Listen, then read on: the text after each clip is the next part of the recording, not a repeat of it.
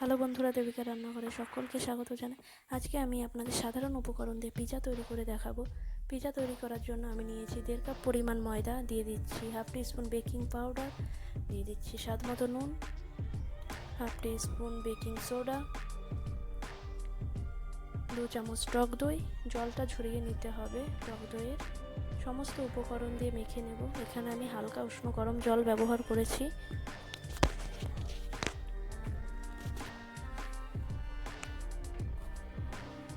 আর একটু জল দিয়ে দিচ্ছি।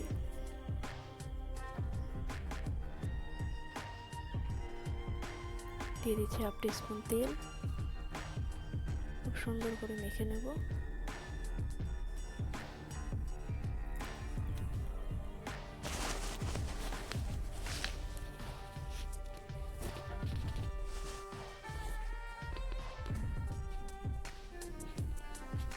আমার মাখা হয়ে গেছে।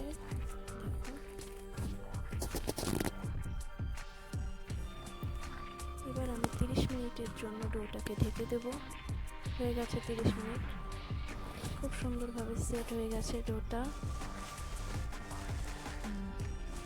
আর একটু মথে নেব। এবার এটা থেকে আমি পিৎজার জন্য রুটি তৈরি করে নেব মোটা করে।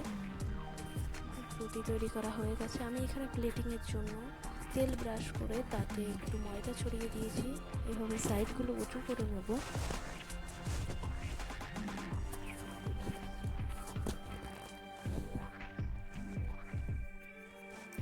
দু চামচ টমেটো কেচাপের মধ্যে হাফ টিস্পুন রসুন দিয়ে দিচ্ছি ফ্লেভারের জন্য।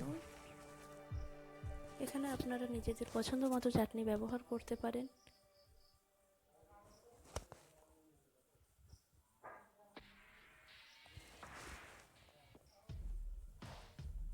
এবার দিয়ে দিচ্ছি চিজ উপর দিয়ে।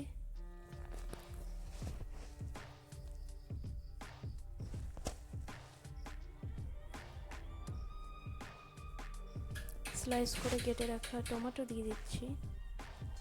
পেঁয়াজ দিয়ে দিচ্ছি। উপরে সাজানোটা আপনারা নিজেদের পছন্দ মতো করবেন।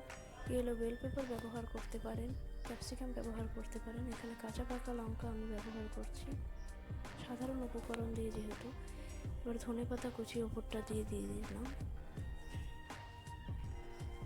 আবার চিজ দিয়ে দিচ্ছি।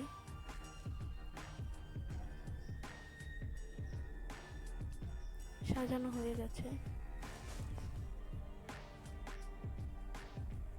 একটা কাঁটা চামচ দিয়ে এভাবে করে নেব যাতে করে রুটিটা ফুলে না ওঠে।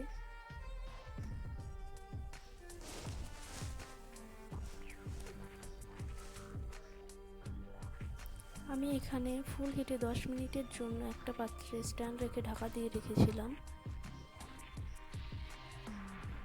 পিৎজা প্লেটটা বসিয়ে দিচ্ছি। এটাকে ঢেকে দেবো 15 মিনিটের জন্য। 15 মিনিটের জন্য মিডিয়াম আঁচে ঢেকে দিচ্ছি।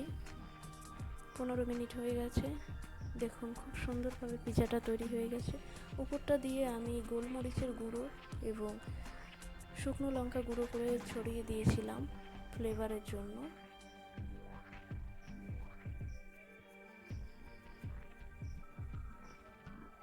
খুব সহজেই তৈরি হয়ে গেল আমার পিৎজা।